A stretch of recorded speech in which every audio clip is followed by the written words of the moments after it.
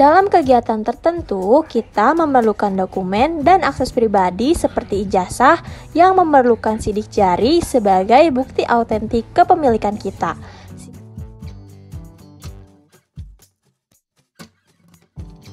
Sidik jari digunakan untuk identitas pribadi, karena setiap orang memiliki sidik jari yang berbeda-beda loh, sehingga dapat membedakan dokumen masing-masing individu. Kira-kira kenapa ya sidik jari setiap orang bisa berbeda? Ternyata sidik jari dipengaruhi oleh materi genetik yang ada di dalam tubuh kita.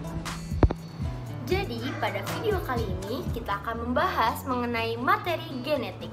Simak terus videonya ya. Materi genetik yang ada di dalam tubuh kita itu apa saja sih? Mungkin teman-teman penasaran kan? Apa aja? Mari kita simak videonya. Materi genetik yang ada di dalam tubuh kita terdiri dari yang pertama, kromosom, DNA, RNA, gen, dan sintesis protein. Nah, kita akan membahasnya satu persatu. Yang akan kita bahas pertama yaitu kromosom. Kromosom ditemukan di dalam nukleus atau inti sel.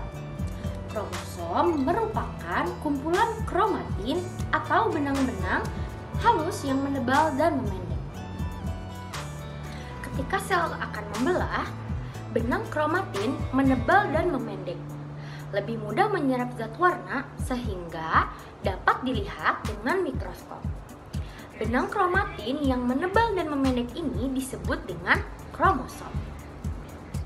Kromosom terdiri atas asam nukleat berupa DNA dan RNA, juga protein.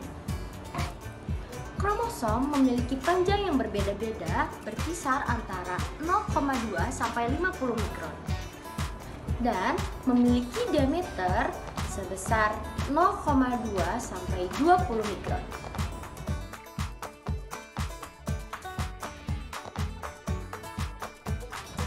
Struktur kromosom terdiri atas lengan dan sentromer. Sentromer berbentuk bulat dan tidak mengandung DNA. Matriks dan telomer berfungsi untuk menjaga DNA agar tidak terurai. Lengan kromosom mengandung kromatid atau chromonema yang berbentuk pita spiral. Kromomer merupakan penebalan dari chromonema. Selain itu, pada ujung kromosom terdapat satelit yang berbentuk bulat. Berdasarkan fungsinya, kromosom dapat dibedakan menjadi kromosom autosom dan kromosom gonosom. Kromosom autosom merupakan kromosom sel tubuh, sedangkan kromosom gonosom merupakan kromosom sel kelamin. Autosom berperan untuk menentukan ciri-ciri tubuh, bersifat diploid dan mengalami pembelahan yaitu mitosis. Jumlahnya yaitu 2 kali dibanding gonosom. Sedangkan gonosom berperan menentukan jenis kelamin, bersifat haploid dan mengalami pembelahan yaitu pembelahan meiosis. Jumlahnya yaitu setengah dari autosom. Berdasarkan letak sentromernya, kromosom terbagi menjadi 4. Yang pertama adalah metasentrik. Metasentrik, sentromer berada di tengah lengan, sehingga lengan kromosom sama panjang. Submetasentrik, sentromer berada di tengah. Akosentrik, sentromer berada di hampir menuju ujung kromosom. Nah, yang terakhir adalah telosentrik. Telosentrik, sentromer berada di ujung lengan. Dalam sel tubuh kita terdapat sepasang kromosom yang bersifat haploid, yang berasal dari induk betina atau ovum dan induk jantan atau sperma. Kromosom yang berpasangan ini disebut kromosom homolog atau yang memiliki struktur yang sama. Dalam sel tubuh manusia terdapat 23 pasang kromosom sehingga rumus kromosomnya yaitu 22AA ditambah XY atau XX.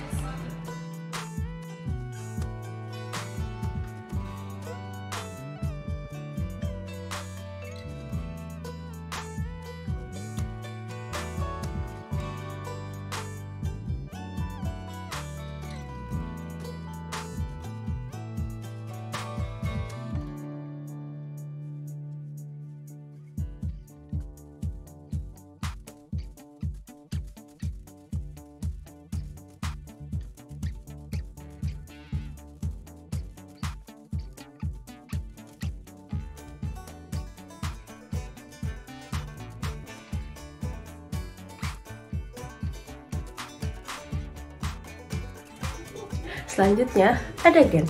Gen merupakan unit terkecil dari suatu makhluk hidup yang mempunyai substansi hereditas. Gen terletak di suatu lokus kromosom. Gen memiliki ukuran 4-8 mikron, serta gen terdiri dari protein dan asam nukleat yang terdapat di DNA dan RNA.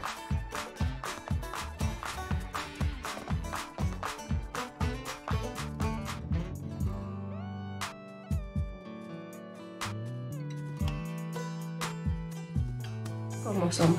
Gen memiliki ukuran 4-8 mikron, serta gen terdiri dari protein dan asam nukleat yang terdapat di DNA dan RNA. Gen-gen yang menempati lokus yang sama pada setiap kromosomnya disebut alel. Alel mempunyai sifat yang sama atau berlawanan pada setiap sifat tertentu.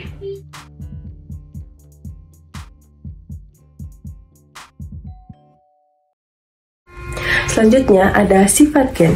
Gen mempunyai 6 sifat yang berbeda loh. Yang pertama, gen mengandung informasi genetik. Yang kedua, setiap gen mempunyai tugas dan fungsi yang berbeda loh. Yang ketiga, pada pembelahan mitosis dan meiosis, gen dapat melakukan pembelahan duplikasi. Yang keempat, gen ditentukan oleh susunan kombinasi base nitrogen. Yang kelima, berperan menyampaikan informasi genetik dari induk kepada anaknya. Dan yang keenam, dapat mengatur metabolisme dan perkembangan. Materi genetik yang ketiga ada DNA atau deoksiribonukleat acid. DNA sendiri merupakan materi genetik yang diwarisi oleh organisme dari induknya. Nah, DNA berupa double helix atau rantai ganda. DNA sendiri bersifat heterokatalitik atau membentuk RNA melalui sintesis protein, dan autokatalitik atau melakukan replikasi sehingga menghasilkan DNA baru. Struktur DNA. DNA tersusun atas banyak nukleotida sehingga disebut dengan polinukleotida.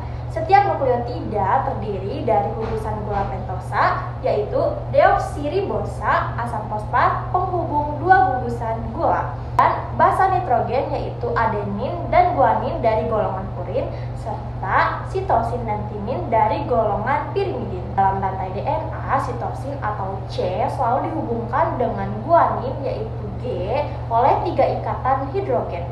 Dalam rantai DNA, nah, supaya lebih jelas, teman-teman bisa melihat yang di samping ini ya. Sekian video dari kami, terima kasih.